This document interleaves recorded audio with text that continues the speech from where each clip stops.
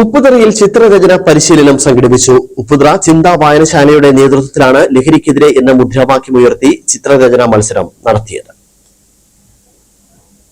Upputhara SNDP ഹാളിൽ വെച്ചാണ് പരിശീലന പരിപാടി സംഘടിപ്പിച്ചത്. ബ്ലോക്ക് പഞ്ചായത്ത് അംഗം ജയ്മോൾ രാജേഷ് ചിത്രരചന പരിശീലന പരിപാടി ഉദ്ഘാടനം ചെയ്തു.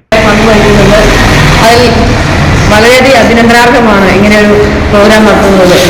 അക്ഷരങ്ങൾ മാത്രമല്ല, അതുപോലെ തന്നെ നമ്മുടെ ചിന്തകളെയും കഴിവുകളെയും ഉണർത്തുന്നതിൽ വളരെയധികം പങ്കുവഹിക്കുന്ന ഒന്നാണ് കല.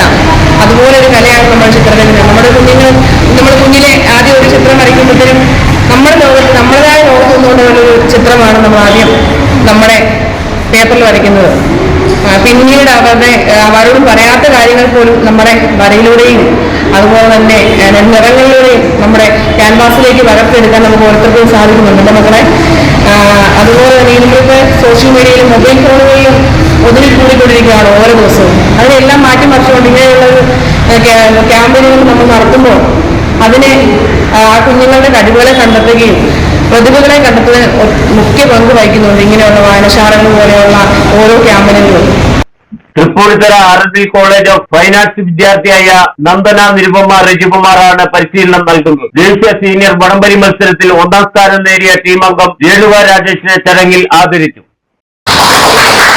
ചിന്താ വായനശാല പ്രസിഡന്റ് K കലേഷ് കുമാർ അധ്യക്ഷനായിരുന്നു. വായനശാല ഭാരവാഹികളായ വിജേഷ് വിജയൻ, സിജോ TK, സിജോ ഫിലിപ്പ്, K സലീബ്, അനിറ്റ സ്റ്റാലിൻ എന്നിവർ നേതൃത്വം നൽകി. നിരവധി കുട്ടികൾ പരിശീലനത്തിൽ പങ്കെടുത്തു. കുട്ടികൾക്ക് വായനശാലയുടെ നേതൃത്വത്തിൽ തുടർ പരിശീലനം നൽകുമെന്ന് വായനശാല ഭാരവാഹികൾ പറഞ്ഞു. Idukki vision news, Upputhara.